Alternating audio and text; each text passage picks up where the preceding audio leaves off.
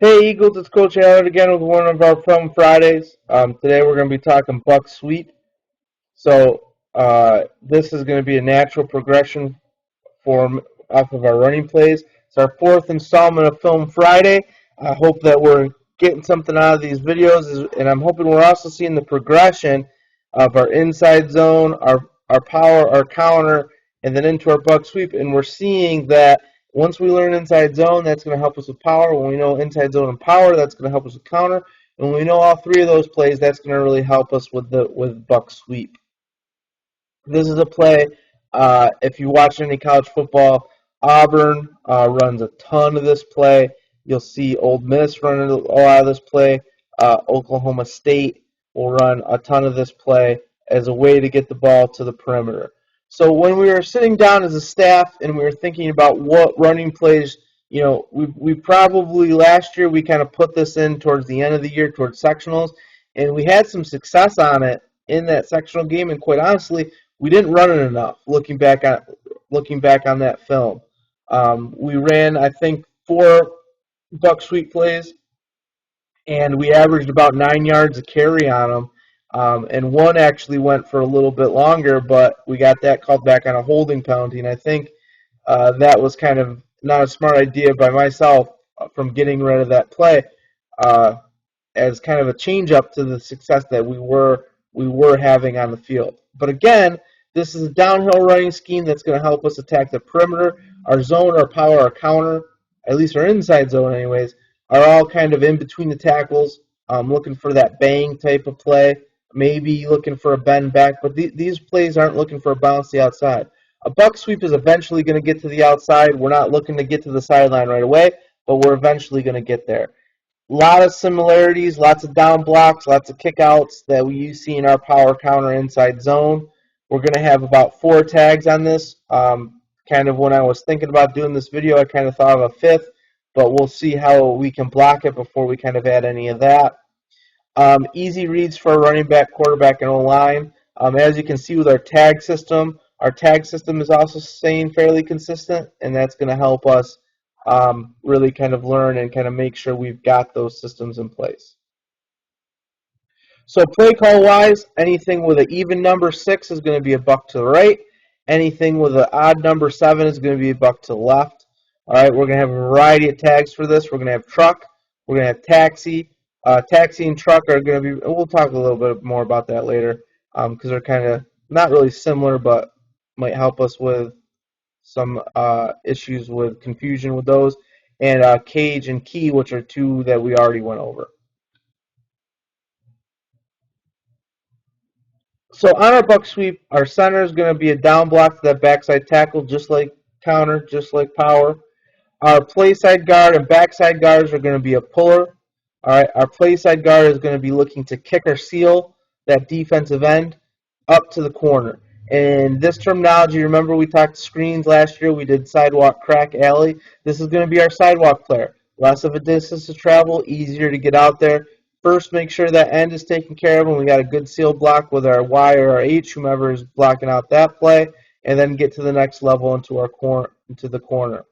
All right. From that, our next the play or backside guard is going to be our lead. So they're hopefully going to be able to come through that seal and that kick and really kind of get a big body out there on a linebacker, on a safety, on a corner, whoever it may be that's coming to fill that hole.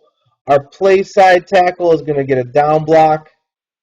All right, and our backside tackle is going to get a chip to the second level. Any back we have in the game, a Y, a H along that corner is going to be looking to seal the edge. If we look at it diagram-wise, all right, this is going to be a sample play call. Real simply, this is just split 7. So our split formation is going to be a pro set pistol. Our Z is going to be over to the left. I know we've got X and Y in there for some reason, but you know that's going to be our L and our R for this year because we're not going to be switching those folks around. But we'll have a formation video probably here in the near future. You see our down block from our center. You see a down block from our play side tackle. Really good angles there. You see our guards both pulling. This isn't a skip pull. We're moving and we're running. to get out there. Our play side guard is going to look for that kick. Make sure that edge is sealed. Get out to that corner. All right. We're going to get that backside guard out there to the lead. All right. Come up through that hole. Be that alley player. And our H is going to look to seal that end inside it. Don't allow too much penetration. Wash them down. Get those shoulders turned. Whatever you got to do. One thing you're going to see that we're going to play around with how we're going to block it from our wide receivers. We may work a combo, all right, because a lot, trying to get rid of that crackback block. We may combo it up to the backers here. They're not comboing, but I think in the next slide they'll talk about combo. And we can kind of talk about the differences and why we would do that when we get there. But this is just a sample play called no tags, no motions, just split 7. And that's how we can kind of go and make this play quick verbiage in and out of the huddle. So BSweep, again, this is our truck tag. What is our truck tag going to do? Truck is going to mean we're going to toss it. All right, we're going to be in a pistol formation. We're not going to be in a split. We're not going to be in a near or a far. We're not going to come across. We're going to go through, and we're going to go through on a toss. All right, so we got trick S, 6 truck. So we've got our twins to the right. We've got our H and a sniffer over to the strong side, so they're going to be to the right. And then we got a truck, which means we got a toss. All right, pistol formation. Quarterback is going to simply reverse out, give a nice little quick pitch. Not a deep pitch because, again, we don't want this play getting in the outside too quickly. We want to let those blocks develop and kind of go inside to out. I might post a video of Auburn run this play so you can really get a good look at kind of how they do this. All the other assignments are going to stay the same, and you can see down block from our guard, down block from our center, down block from our tackle. You can see our backside tackle chipping that end, getting up, trying to get to the outside linebacker. You can see the H being our sealer. First puller is going to be looking to the kick out. Second puller is going to lead up to the alley, and then here you see our double block, and I think that's going to help out with getting rid of that kind of crackback mentality and kind of some cheap penalties there. I also think that's going to help draw that corner in to make that guard be able to kind of get a nice good kick out block there. And if that corner kind of takes himself out of the play by getting too far upfield, that guard's going to turn it and look for the next bad color to kind of go after. Our taxi tag. All right. Now, we may play around with this for some confusion, but I'll talk about that towards the end. Full tight, 7 taxi, truck. Now, that may seem a little bit kind of too many words, but we'll see if we can handle it. We'll start it with the truck being in there. We'll see if we can handle, as long as we're staying at pistol, knowing that if we're pistol and it's automatic truck on any BSweep. All right, but for now, we're going to make that a tag. All right, so bull 7, taxi, truck. What does a taxi do? Now, the taxi tag is going to mean we're, instead of the play side guard pulling, we're going to have the play side tackle pull. And there's a couple reasons why we would do this. The biggest reason is we are probably going to run this play a lot into the boundary, which means the short side of the field. So I probably should have drawn it up on that left hash, but you'll get the idea when we run this. Why would we run this to the boundary? Well, we would run it because that is going to force the running back to go into the alley. There's just simply not as much room going away from the boundary. Or going into the boundary. It's also going to help us with some of our kind of tricks and motions that we can use to get onto the edge of this sweep. But again, everything else is staying the same. We see our tackle now being the first play side puller is our kick.